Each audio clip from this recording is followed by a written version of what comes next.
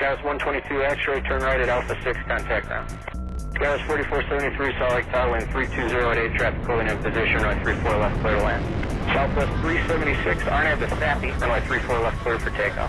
Tower 7393, roger, maintain 250 knots, airport north 29 miles, report close site.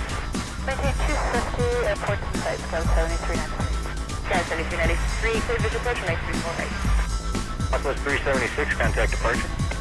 First departure, South 376. Scouts 4473, right at Alpha 7, join Bravo, then contact ground. Delta 1457, Salt Lake Tower, runway 34 left, line up and wait traffic to regional jet turning a 4-mile final. Delta 1457, wind 320 at 8, RNAV to Shoals, runway 34 left, clear for takeoff. Frontier 584, contact Tower 119.05. Scouts 4647, Salt Lake Tower, caution wake turbulence, departing point 757, wind 340 at 7, runway 34 left, clear to land. 4825, contact, departure. To departure, Scouts 4825. Hello, my name is Kyle Sanders. I'm an S3 mentor with the Salt Lake Artec. Today I will be walking you through a VRC workflow tutorial. First, I would like to suggest that you upgrade your video resolution to the highest possible by looking for the video settings, usually represented by a gear icon in the bottom right hand corner of this video, and then selecting the highest number possible. Secondly, I would suggest reading the video description for this published video, usually located directly below the video, for any updates that have changed since the recording of this video, such as website changes, documents, their locations, so on and so forth. The video tutorial is not intended to be viewed as a position instructional session. It is merely a streamline for your workflow as you are controlling aircraft. Most of what is said in this video will not make sense until you've started your instruction with training with either an instructor or mentor, or if by this time ZLC has published a position training video for each of these positions. Please feel free to pause or rewind this video as much as needed. Most of the commands that are being used here in this video can be found in the Metacraft website with a manual found in the VRC document section. The following documents and resources should be open for this video tutorial along with while you're controlling as necessary. Most of these documents and resources can be found on the ZLC website resources. First, you want to have the SID and STAR reference for Salt Lake International Airport open, the Salt Lake TRACON SOP, runway distance conversion, and equipment suffix code PDFs. Secondly, you're going to want to have the aircraft, airline, and airport information decoder open. In your web browser, go to flightplan.com, scroll down to the left and click on Quick Flight Info. Replace the departure airport with the current airport that you're controlling. Today is going to be Salt Lake City. And then leave the arrival airport blank. Open VRC and type .charts space KSLC, then hit enter. It'll then bring you to the AirNav website for Salt Lake International Airport. Scroll down and then to the right you'll be able to download the PDF for the runways. And then all the way down to the bottom you can find all the instrument procedures for this airport. Follow along as you wish with this video tutorial, but I do not suggest connecting to the network while doing this tutorial. I'm going to connect to the Sweatbox server. As you can see, I have aircraft waiting on the ground for me to give instructions. You will not have these aircraft if you connected to the Sweatbox server unless you had an instructor or mentor with you. Please do not connect to the Sweatbox server. We're going to act as if this is a live network. First, we're going to want to come up as Salt Lake ground. I'm going to check the controllers in chat to see if there's any other controllers controlling this airport. If there were, I would message them, let them know I'm coming up, and allow them to give me a brief of the operations that are going on and anything specific they want me to do. Alright, let's say that we've gotten our brief and we're coming up. What we can do in the command line is click a / and then type a message. This message will broadcast to all ATC in the area that you're able to see on your controller and chat list. Here I'm going to say Salt Lake ground coming up. In the comms panel I'm going to select the primary button for the Salt Lake East ground since this is the primary frequency we use. It automatically highlights transmit and receive for us, and I want all sound to come to my headset. I can close that now. Say that you're a few minutes into controlling and an aircraft didn't notice that you were online, so he started pushing and starting on his own. Say that it was November 220 Foxtrot Echo here. Click on the aircraft, hit the home key. As you can see, it types out .contact me below. Then you hit the aircraft select key, which is your equal sign. It then sends a private message to that aircraft saying contact me on whatever frequency it is. In this case it would be 121.9er. And that aircraft is expected to stop doing whatever he's doing and then contact you on that frequency. Alright, how do we find and select an aircraft without actually having to click on them? We'll say that you had American 244 contact you, but you don't see him on the screen anywhere. All you need to do is type in the command line 244 and then aircraft select key. As you can see, it highlighted American 244 there. Alright, what's the next thing we want to do? American 244 called up for clearance, so it sounded something like this. Salt Lake ground, American 244, we'd like to pick up our IFR clearance. As he was saying it, you type 244 aircraft select key, you found him. So what you're going to want to do now is click and hold on your control button, right control button, or whatever your push to talk key is, and say American 244, Salt Lake ground, clearance on request, standby. We're going to open the arrivals and departures. Okay, while we have him selected, we want to put him in the queue. We do this by having him selected and only pressing the aircraft select key. As you can see, he's been added to the list. He's A, American 244, R, and he's been waiting for 9 seconds now. Alright, now say that we want to bring up his flight plan. Hit F6 and then aircraft select key. And there's his flight plan. I'm going to move it down just a bit just so I can see my my toolbar up here. Alright, we know his call sign is American 244. He has both TCAS and he's a heavy. He's a Boeing 747-400. And he's a slant Quebec, which means he has required navigation performance on board with advanced RNAV and RVSM capable. He's flying IFR from Salt Lake to JFK at flight level 350. He has no alternate filed, which is fine. The default squawk is set at 0000. We don't want to assign a squawk yet until we're ready to give him his clearance. Alright, so we filed the LEATS 2 departure with a Rock Springs transition. So let's pull up our SID reference chart. And let's find the LEATS 2. The LEATS 2 departure is a south ops departure, meaning we're running runway 16 left and 16 right. So he is correct in finding the LEATS 2. We don't have to worry about the initial waypoint or heading or runway yet. Let's find his transition, Rock Springs. The lowest altitude he can have filed and be cruising at that transition is flight level 230. And as we remember, he is flight level 350, so he's fine with that. We know that it's an RNAV procedure, and we remember that he filed a slant Quebec, which is RNAV capable, so he's fine on that. We know that it's a pilot nav departure. It's for turbojet aircraft only, which he is a turbojet aircraft. And if needed for reference later on, usually for approach and departure, the North Ops equivalent would be Ensign 1 departure. If we were running North Ops, we could offer him the Ensign 1 departure as an alternative. That would also get him to Rock Springs transition, but he would be able to then take off on runways 34 left and 34 right. Alright, as far as his route goes, he looks good. He called up with a voice, and we see that he has a voice tag in there. This is good. Say that he didn't call up with a voice, we wouldn't know what he is. Let's talk about voice tags for a second. In the remarks section, he had filed a /V/, meaning he can receive and transmit voice. Say that he was a /R/ pilot. That means that a little /R is going to show up right next to his call sign in the flight data block, indicating that this pilot is able to receive voice but not transmit. So he's going to be texting you while you're talking back to him. If he is a T, meaning text pilot, that means you're going to be texting to him, he's going to be texting to you. He can't hear anything that's going on the frequency. Let's change him back to a V. Alright, so this pilot's ready for his clearance. So we can go ahead and assign him a squawk code. You can either hit the assign squawk code button, or down in the command line, you can hit F9 aircraft select key. Then it automatically selects it for him. Alright, so he seems like he's good to go for his flight plan, and he's about ready. What we need to do is see what controllers are online, and if any controllers are working approach and departure. If no controllers are working approach and departure, then departure is going to be with Unicom. If not, we would give them the approach or departure frequency information. In this case, let's make believe that Salt Lake approach on frequency 124.3 is online. So you call up American 245 and you say, American 244, have your clearance, advise ready to copy. He'll come back and say, I'm ready to copy. American 244 cleared to John F. Kennedy International Airport via the LEATS 2 departure, Rock Springs transition, then is filed. Departure frequency with Salt Lake approach on 124.3, squawk 0501. Technically, the only thing that the aircraft needs to read back is any changes you've made to his flight plan, which we made none, and the squawk code. So he'll come back and he'll either read back the full clearance or possibly even just the squawk code. American 244 Heavy, we're cleared to John F. Kennedy, squawk 0501. You then say American 244, read back correct, push and start at pilot's discretion, hold short of the nearest taxiway, contact me when ready for taxi. Alright, so he's going to push and start at his own, and he'll contact you holding short of the nearest taxiway. For a delivery controller, all you would have had to say was read back correct, call ground for push and start, and when ready for taxi. Alright, so now we can take this aircraft off the queue. How do we do that? We have him selected already. All we have to do is click the aircraft select key, and then he's gone. Alright, American 244 has been handled. He'll be contacting here shortly for push and start. Salt Lake Ground, SkyWest 4499. We'd like to pick up IFR, please. Alright, so you heard SkyWest 4499. So 4499, aircraft select key. There he is. He's right there, right in between Echo and Delta. Immediately what you're going to want to do is hit the aircraft select key again and put him into queue.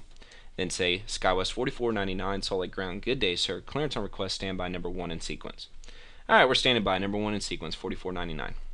Next thing you're going to want to do is hit F6, aircraft select key, bring up his flight plan. Alright, he is a TCAS pilot, CRJ 700. Just in case you didn't know what it was, you could always pull up the aircraft info decoder and put in the aircraft type CRJ7 and hit enter. And it'll tell you all the information you need to know about this aircraft. It's a regional jet, 700. It's a large weight class. It's a turbojet. It has 2 engines. Sometimes it'll even give you climb rates, descent rates, and a whole bunch of other stuff. Alright, that's all we need to know right now. Go back to VRC. He filed IFR. He's departing Salt Lake, and he's going to KABQ. What's KABQ?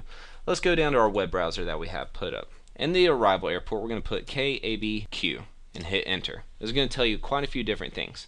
It's going to tell you the departure airport, which we already know, but more importantly it's going to tell us the arrival airport information, Albuquerque International. It's going to give you the true course between the departure airport and the arrival airport. We can see here it's 141 degrees. So we know that he needs an odd thousands of feet for direction of flight. So we go back and we check that. He's at 31,000 feet. Let's say that it was flight level 300.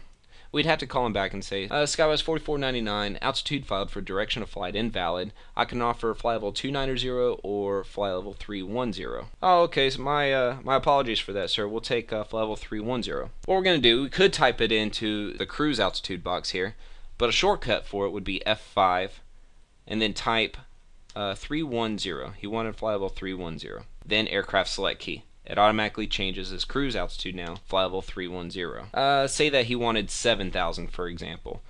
You could then type in F5 070 aircraft select key. It is now labeled as 7,000. Let's go back to flight level 310. Alright, so now we're going to go down and look at SkyWest 4499's route, and we see that it filed the leads to departure. But right in the middle of us checking his flight plan and making sure everything's good, we get a call from Delta 1408 wanting his IFR clearance. So we're going to go down to the command line real quick and say 1408 aircraft select key and aircraft select key again. As you can see in the arrivals and departures list, he's now been added to the queue, the request list. We can see that he's number 2 in sequence, falling behind the 4499 we're currently working with. So all we have to say is Delta 1408, Salt Lake Ground, good day sir, clearance on request, standby number 2 in sequence. As you can see, we can do this with a bunch of different aircraft, like 0 Mike Sierra, say he called up right now for his VFR clearance. We can add him to the list. Now he's number 3. It can keep going, keep going, and keep going. If the aircraft disconnects for some reason from the network, then he's automatically removed from that list. The way you can remove someone from the list, as stated before, you can just type their code. So say that we're back with 4499 and we're working with him, and then you wanted to take 0 Mike Sierra off the list for some reason. Type 0 Mike Sierra, have him selected, and then aircraft select key. He's now gone. Let's go back to 4499. We were looking at his route. He's filed the leads to departure and might in transition. So let's go back to the SID reference chart. Leads to, alright, it's a south ops, just like before. Might in transition, flight level 230. And he is at flight level 310. So we're good to go on that. Alright, we're ready to give him his clearance. So let's go ahead and give him a squawk code. F9 aircraft select key. SkyWest 4499, have your clearance advised ready to copy. We're ready to copy 4499. As you're about to give this clearance to him, you realize you don't remember the name of the airport. Let's go back to the web browser. We should make it a habit, possibly if we're new to aviation, to copy the airport name and then temporarily paste it into the remarks. That way it's there for reference later on. After you give the clearance, you're going to want to get rid of that airport name. Alright, so now we can give him his clearance. SkyWest 4499 cleared at Albuquerque International Airport via the leads to departure, might in transition, then is filed. Departure frequency was Salt Lake approach on 124.3, squawk 0502. Alright, 0502 in the box, SkyWest 4499. 4499, read back correct, push and start at pilot's discretion, hold short of the nearest taxiway, and call me ready for taxi. Alright, we'll call you ready for taxi short of the nearest taxiway. We'll see you. At this time, you can go ahead and get rid of the Albuquerque International you placed into his remark section. Press enter to amend the flight plan, and it's no longer there. You also are going to want to hit the aircraft select key with him selected to remove him from the queue list. We see on the queue list that the next aircraft that's in line is 1408. So let's go ahead and type 1408 in the command line, aircraft select key, F6, aircraft select key, and now we can see his flight plan. We're going to do all the same stuff as we did before. We're going to copy KCVG, go back to the browser, hit back, paste KCVG into the arrival airport, enter. Alright, we see that it's Cincinnati, Northern Kentucky Airport. So let's highlight that, place that in the remarks section. Let's take off the Northern Kentucky, so it's just Cincinnati, and it's an airport. Let's go back to the browser. We see that he's on a course of 85 there. So we know that he's going to need an odd number of thousands of feet. And we check his cruise altitude. Alright, let's read it like a book. Call sign good. We have an aircraft type. Let's say that he didn't file an equipment suffix code. That's okay for now, but we'll get to why that's a problem later on. We see that his rules are IFR, departing SLC, going to Cincinnati, no alternate filed, file level 350, which is fine, but we see that he hasn't filed an equipment suffix code. That becomes important again for the cruise altitude a little bit later on. Scratch pad is blank, squawk is still as is. He filed the leads to departure. Okay, leads to departure, as remember, is an RNAV departure, as we can see on the SID reference chart. Let's go to the equipment suffix code PDF. We see that he hasn't filed any kind of equipment suffix code, so we don't know what kind of navigation equipment he has on board. With an RNAV procedure, he needs at least RNAV. As you can see in this first area navigation RNAV section, the Yankee, Charlie, and India equipment suffix codes, it's RNAV in consideration of LORN technology. LORN technology is pretty outdated and is being phased out. So what we really like them to have is a slant echo or higher. Slant echo is with a flight management system DME IRU position updating. A slant foxtrot would be a flight management system with DME position updating. Then /G for GPS and /R for RNP performance. All this information can be found on Google on what it is. This video is going to assume that you understand these navigation procedures. Okay, so he needs at least a slant echo. But he filed for a flight level 350. Alright, so we know that he needs at least a slant echo to fly the leads to departure because it's an RNAV departure. But also, let's go back to the cruising altitude. He filed for flight level 350. So additionally, he's going to need RVSM. Let's go back to the equipment suffix codes diagram and look at the bottom section. You'll understand that the reduced vertical separation section is down there. RVSM includes airspace of flight level 290 up to and including flight level 410. So flight level 350 falls within that range. Alright, so say that we contacted him and he told us he is a slant foxtrot FMS with DME and DME position updating. Additionally, to fly at flight level 350, he needs to be RVSM. So what we're going to do is upgrade him to a slant kilo if he is indeed RVSM capable, which means he is a slant foxtrot with RVSM. Alright, so let's go ahead and notify him that we are upgrading him to a slant kilo and actually put it in his flight plan, hit amend. Now we are okay. He's now ready for his clearance. So let's do F9 aircraft select key, assigned him a squawk code, and now we're ready to go. Delta 1408, have your clearance advised, ready copy. Ready copy, 1408. Delta 1408, cleared to Cincinnati Airport via the leads to departure Meeker transition, then is filed. Departure frequency with Salt Lake approach on 124.3, squawk 0503. He reads back the clearance and he's ready to go just like the other aircraft. You take him off the queue by hitting aircraft select key and he'll be calling you for taxi. Alright, let's redo this scenario. In this case, he filed the Salt Lake 2 departure, and he has a slant alpha as an equipment suffix code. So Salt Lake 2 is going to give him radar vectors to Maxi. He's also going to be taken down to 15,000 feet. Alright, now that you know how to use the equipment suffix code chart, now it's time to show you a little cheat. Alright, so now he's filed as an A319 slant alpha. So now let's open our aircraft decoder and type in A319/A. You'll see that it gives the manufacturer and then next to it the nav equipment. It tells you that he has VOR DME capabilities with a mode Charlie transponder. He does not need RNAV capabilities to fly the Salt Lake 2 departure. The only thing is that the departure controller is going to see that slant alpha and know that he's going to need to be vectored to intercept a VOR radial in order to get him to maxi. He's not going to be able to just turn a certain heading and go fly directly to it. This is okay, it's just that the air traffic controllers need to know that information. So please don't let an aircraft out of the airport that's filed IFR without an equipment suffix code. The way this clearance would sound would be something along the lines of Delta 1408 cleared to Cincinnati Airport via the Salt Lake 2 departure, vectors to maxi, then is filed. Departure frequency with Salt Lake approach on 124.3, squawk 0503. Alright, now in this instance, let's say that he didn't file a departure procedure at all. He just wants radar vectors to this first initial waypoint. In this case, you're going to have to give them an initial altitude to maintain because he has no departure procedure chart to look at to tell him what to do. You're then going to have to advise him to expect his final cruising altitude 10 minutes after departure.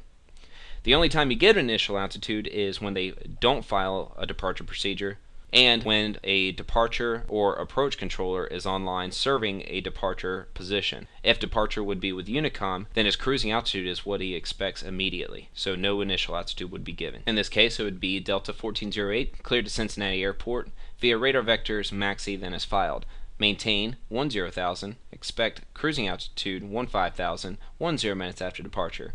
Departure frequency with Salt Lake approach on 124.3, squawk 0503. If departure was with Unicom, no approach or radar controllers online, then it's up to that pilot to be able to go directly to that waypoint on his own.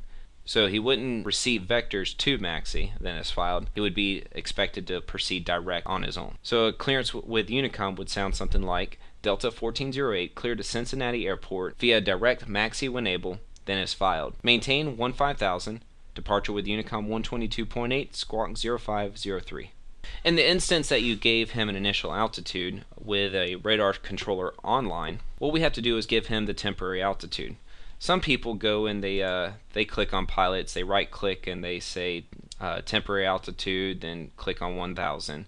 But let's say for instance that the temporary altitude needs to be 14,500. There's no way you can do that by right clicking. Also, right clicking and navigating through menus slows you down. So let's make it more efficient by selecting the aircraft, hitting F8, and then the 3-digit representation of the altitude that needs to be given. So in this case, it's 10,000 is the initial altitude. So type 100, aircraft select key. Pull his data block out here, and then switch your mode to your radar mode to tower. And you'll see that his current altitude is 4,200 feet. Then when it cycles through, it shows the next altitude given, which is 10,000 feet, represented by a 100 in the bottom left. If I wanted to get rid of that temporary altitude, all I have to do is hit F8 and aircraft select key. Just don't type anything.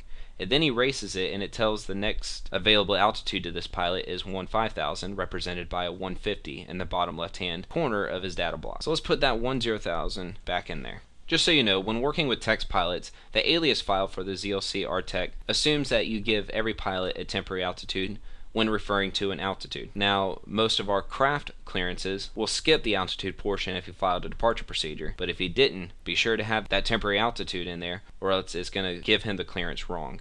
We talked a little bit earlier about the voice code in the remarks section. Let's go ahead and get rid of the Cincinnati Airport. Alright, let's say that we didn't want to have to navigate to his flight plan to set a voice code. All you have to do is have the aircraft selected, hit F9, and instead of going directly to the aircraft select key, which assigns a squawk code as we found out earlier, what we're going to do right here is type the letter code representing him. So say that he is a receive pilot, we want to do a /R/ in his remarks section. All we have to do is hit the F9 button, R, then aircraft select key. And in his remarks section, you'll see that it's already changed it, and on his data block, you can see this /R. Same thing with T, F9, T, aircraft select key. Changes him to a full text pilot. And then if you want to give him back voice, F9, V, aircraft select key. You changed it back to /V/. Also, you'll notice in the data block that no code is represented there. When no code is represented there, you can assume that that pilot is full voice capable. Alright, let's give Delta 1408, the LEATS 2 and Meeker transition departure route back to him. We're going to talk about pre-departure clearances. More information about pre-departure clearances can be found in the alias file, but I'm going to explain it a little bit further right here, just to give you a visual representation. What we're going to do is say that this pilot requested a PDC in his remarks section as such. You're going to start a chat with him. We already see that his route of flight is good, and let's give him back flight level 310. So everything's good here. He's got his equipment suffix code, cruising altitude, the route's correct, and his squawk is 0503. Everything is good to go. We're ready to give him his PDC. What we're going to do is start a private message with him by typing .chat aircraft select key. Up in the top left hand corner you see his chat log here. This is how you privately talk to a pilot, and no one else on the frequency would be able to see it. What you're going to do is type .pdc1 space. What you normally put in the space is the controller code of the departure controller. In this instance, there is none. So we're going to act like departure frequency is with Unicom. So we're going to take that space out, type a U there, U for Unicom. Then we're going to hit enter. It's going to give this very long clearance to this pilot. It's going to say Delta 1408 pre-departure clearance start, his call sign, his route, and a whole bunch of other information. This information has already been covered in the alias tutorial video, and it's recommended that you watch that to get any further information on this.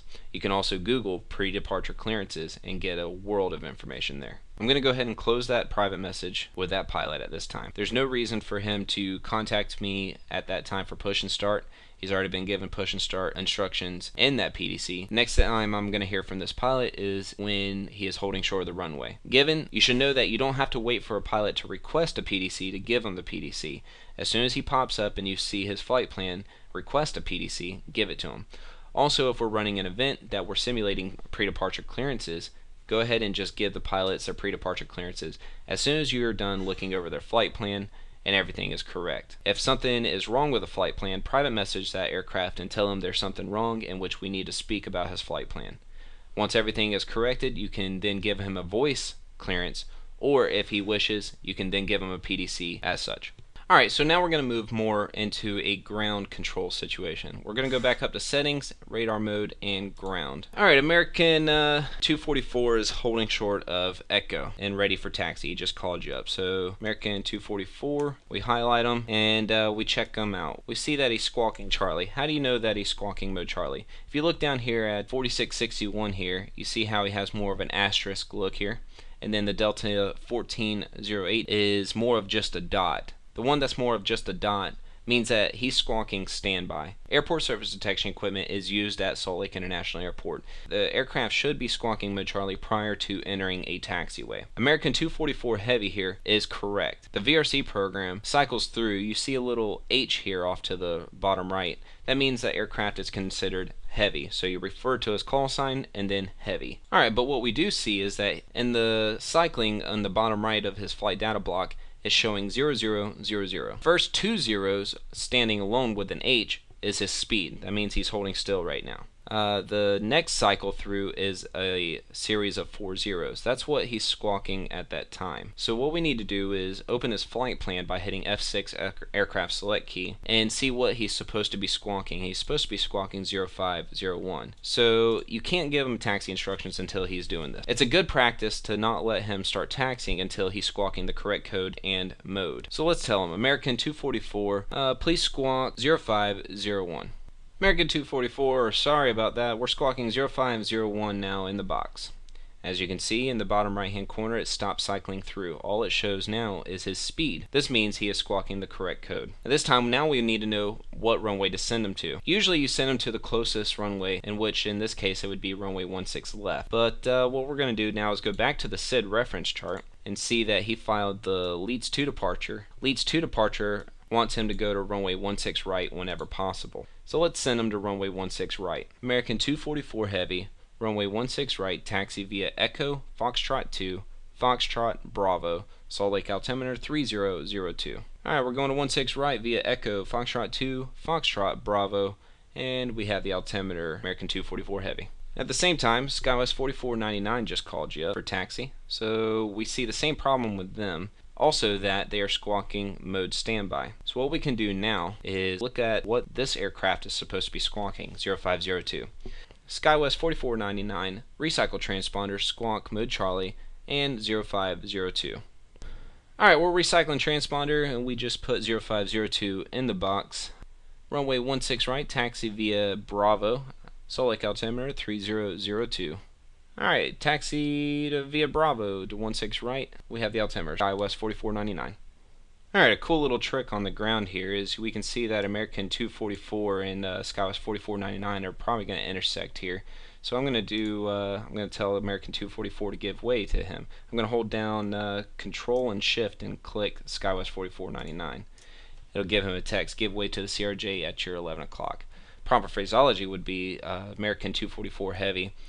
Hold short of Bravo, give way to the SkyWest 4499 CRJ 700 passing from right to left on Bravo. Follow that traffic. So American 244 is going to hold short Bravo, and then he'll follow the SkyWest 4499. As you probably noticed, we have some blinking lights up here on the MEDAR for Salt Lake. That means that the winds have changed since the last time you've seen it. To stop it from blinking like that, just click inside the box. Alright, so now we're going to go to more of a tower section. So what we need to do is go to Settings, Radar Mode, and Tower. Ground is going to hand the aircraft off about one or two taxiways from the full length, which is the Alpha 9 intersection there. That's when about ground will hand them over to tower. Let's say that tower frequency is online and it's 118.3. So they'll say, SkyWest 4499, go ahead and contact tower on 118.3, and we'll see you next time. Alright, we're over to tower 118.3. He'll do the same thing for American 244 directly behind him. Alright, so now we're acting as Salt Lake Tower. SkyWest 4499 calls up to tower and says that they're approaching the end of the runway and ready to go. Tower is looking at this view right here. They may have a separate window with ground on. That's up to them. So he hears Salt Lake Tower, SkyWest 4499 is coming up on 16 right, ready to go. 4499, aircraft select key. He's now highlighted. What he can do now is pull up his flight plan, F6 aircraft select key.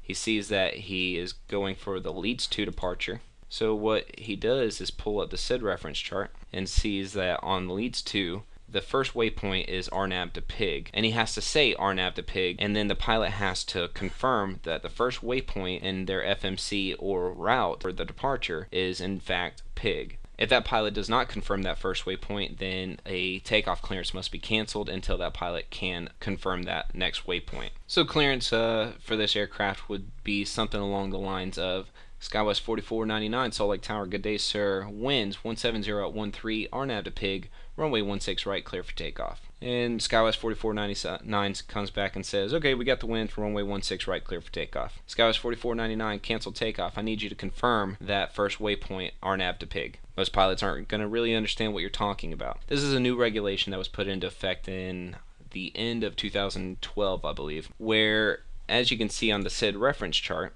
something like the Ensign 1 departure has multiple runways that it services. Depending on which runway you're taking off on, you have a different waypoint. So what's going on is that pilots are being given runway 16 left for takeoff, but accidentally programmed in runway 34 right route. So you have simultaneous departures taking off, and that pilot on runway 16 left is coming over into the flight path of runway 16 right. There's been a lot of near misses and problems with that. So what we do now is have the pilot confirm the first waypoint in the FMC to make sure it corresponds with the runway that he's on. In this case, yes, there's only one waypoint for this entire departure, but we still have them confirm that first waypoint. Alright, so say that he said, okay, RNAV to PIG, runway 16 right, clear for takeoff. Say that he confirmed it, and we're good to go. Alright, so he's starting to take off there. American 244 calls you up and says he's ready to go. So you pull up his flight plan, ready to go, and you say American 244, runway 16 right, line up and wait, caution, departing CRJ 700. Alright, line up and wait, runway 16 right. Alright, we see that the SkyWest 4499 is passing 4,700, which is a good amount of distance off of the runway. So we can go ahead and hand him over departure. SkyWest 4499, contact departure, we'll see ya. Alright, over departure 4499. That pilot is no longer of concern to us, and we want to give him a good amount of space before clearing the American 244 for takeoff. Let's simulate some arrivals. At the Salt Lake RTEC, we have the option to have the approach controller radar handoff that aircraft to tower, so that in the event of a go-around, tower can just hand the aircraft back off to departure. Departure does not have to radar identify that aircraft, and it also gives them a warning of the abnormal situation. Every tower controller should consult with the approach controller to find out when that air traffic controller will be handing aircraft off to tower and whether or not they want to do a radar handoff. So in this case, let's say that Salt Lake Approach handed CMO 151 over to you. He would be blinking blue and making a weird sound. You would hit the F3 key, aircraft select key, in order to start a track on that aircraft. In this example, it shows you as a G there as his aircraft symbol. That's because we're technically still signed in as Salt Lake Ground. It usually would be a T there for tower. Alright, CMO 151 contacts you and says, CMO 151, we're about 10-mile final for runway 16 left. In this case, you'll say, CMO 151, Salt Lake Tower, good day sir, wind 1607, runway 16 left, cleared to land. If he was number 2 to land, you would tell him number 2 following a, say, Boeing 737 on a 4-mile final. You can also give him any special instructions at this time, such as slow down, speed up, minimum approach speed until 4-mile final, and that's really up to you as an approach controller. Say that you wanted to initiate a go-around or the pilot initiated it himself. And this time you would tell him to fly the missed approach as published, climb maintain 10,000. If there's no published approach, say that he is coming in on a visual approach, you would then tell him to fly runway heading, climb maintain 10,000. Also, at the same time, you're going to want to hit the F4 key. You're going to want to go and find the controller list and find out that the departure controller's controller ID. Let's say that it's C2. We would put C2 here, and then aircraft select key. Wouldn't be able to do anything right now because we don't have a C2 controller here. But in that case, it would then blink blue on the next controller's scope. He would then have to accept the handoff. When he accepted the handoff, that G, or as it would be to a tower, that T would change into a different letter. At that time, you would then tell CMO 151, contact Salt Lake Departure 124.3. We'll see you. It is now that controller's aircraft. Let's move to Salt Lake Approach, a radar position. This will be the last position I'm really covering for some of these workflows. You have Salt Lake 244 taken off right now, and he's been handed off to you by tower. So you already seen him taken off, so let's go ahead and pull up his flight plan. We did 244 aircraft select key, it found him there. F6 aircraft select key, we see that he's on the Leeds 2 departure. So what we're going to do is go to the SID reference chart. We're going to see that Leeds 2 is an RNAV. He should already be going to PIG, and there's not really any other notes that we need to see here. So he says, Salt Lake Approach, American 244 with you climbing 6,800. At this time you can go ahead and start tracking him.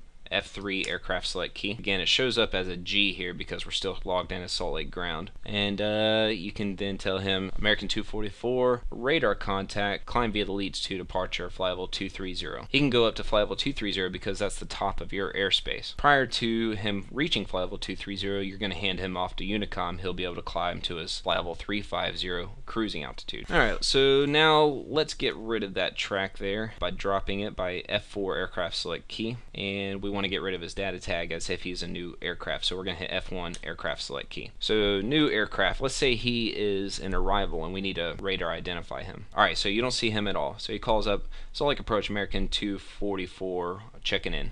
You go ahead and type American 244, and if he's not already squonking the correct code, then he won't light up at all, in which case you're going to need to pull up his flight plan and hit F9 and then aircraft select key. Assign him a squawk code and tell him American 244, Salt Lake Approach, good day sir, squawk 1002.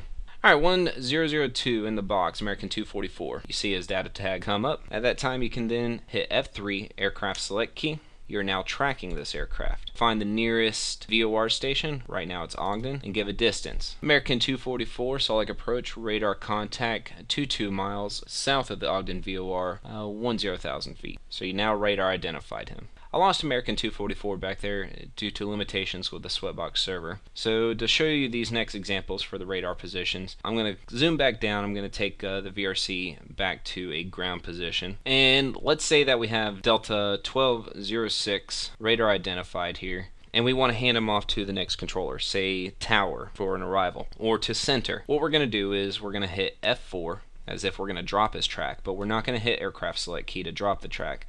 We're going to find the controller ID for that controller and then type it there. So say if it was tower, it usually is T1, and now we would hit aircraft select key. It would turn blue. It would notify that next controller that he has an aircraft to pick up for track. Once he tracks that aircraft, we can then tell that aircraft to contact that controller. We don't tell them to contact the controller until that controller has accepted that track.